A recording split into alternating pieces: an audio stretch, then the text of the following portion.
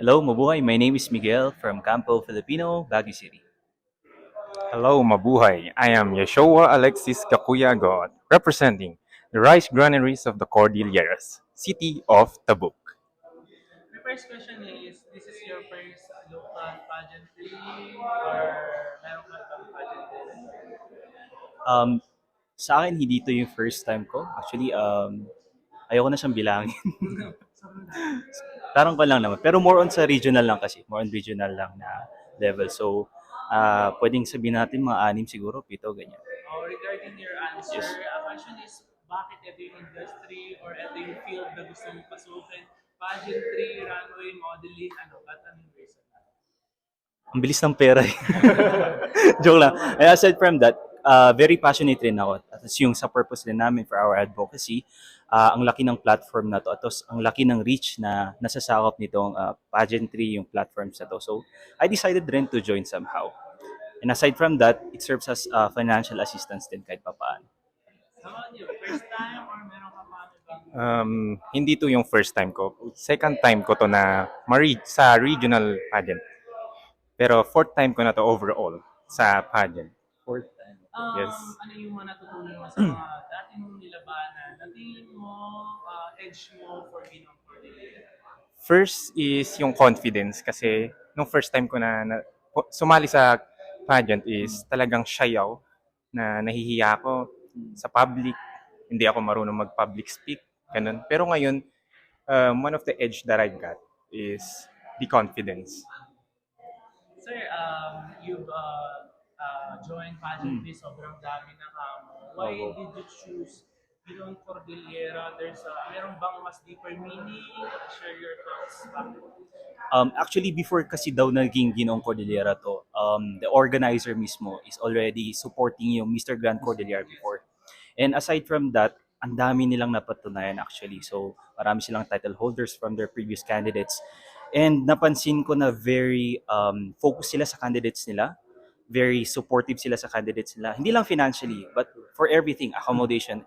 And gusto ko rin ma-experience yun. Kasi, of course, di ba, nasa regional tayo and I would love to represent rin naman kahit papaano ang Cordillera. Yes. Nice answer. Not Yes. only the pageants itself, Yes. but the organization. Organization. Tama Tama po that's yun. one of the reasons, di ba? Kung Totoo. why nag-join. And kay sir, since sabi mo nga, hindi na to yung first time mo, hindi na to yung ano, ikaw, why did you join Ginoong Cordillera? Of course, the sole purpose is my advocacy. Pero nakikita ko rin sa Ginoong Cordillera, malaking opportunity para sa akin at para rin sa aking community para mag-shine yung Tabuk City sa spotlight ng Ginoong Cordillera. Since kayo yung dalawang parang sabihin na natin veteran sa pageantry, Parang, do you think, kunyari ito na yung gabi ng coronation, sige. sino yung kasama mo last to standing kayo? Sino isang candidate? Yung dalawa kayong magkahawak ng kamay and tatawagin. Sino sa tingin mo? Kahit sino sa candidate? Kahit sino sa kan. Ito na lang. Katabi ko na eh. Ayaw mo na, no? Since veteran ka. Ako Ito din, na. siya na lang, si Miguel na lang. Sorry, ikaw na lang. Sorry. Pero, oo nga. Dalawa lang naman kami. So, To be honest, you are, ang galing niyo sumagot and Oo. sobrang feeling ko, lakado na talaga. Lakado. Oo. kulang sa tulog to eh. Sana kayo. Oo. My last two questions Yes. is, since andito ka na sa Ginong Cordillera, ano yung tingin mo hindrance to not win the crown? Hindrance not to win the crown? Siguro sa akin, I already invested my time naman. Tapos yung effort ko just to be here, to improve myself sa pasarela establishment, sa Q&A. And if yung organization is not really looking for someone na yun greatly represent po ng Cordillera region itself, di wag nila akong piliin. Huwag nila akong piliin yun. That's a nice question. I answer. Kay sir naman, sir ikaw, ibahin ko yung tanong. Sa tingin mo, 100% ready ka bang matalo sa coronation? Matalo. Of course, I can handle disappointment.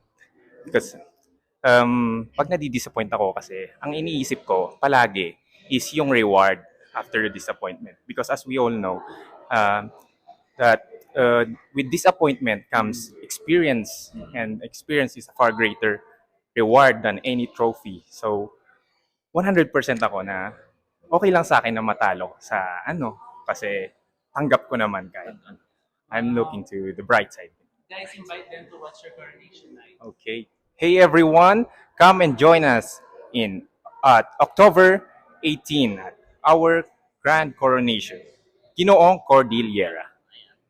This is Campo Filipino, Baguio City. And of course, watch us on our swimwear tomorrow po sa Alno Resorts po. Ayan. And of course, we would like to invite you rin po sa aming coronation night. That would be on October 18, 7 p.m. sa Wangal Sports Complex. Ayan. See you there, everyone. Agyaman.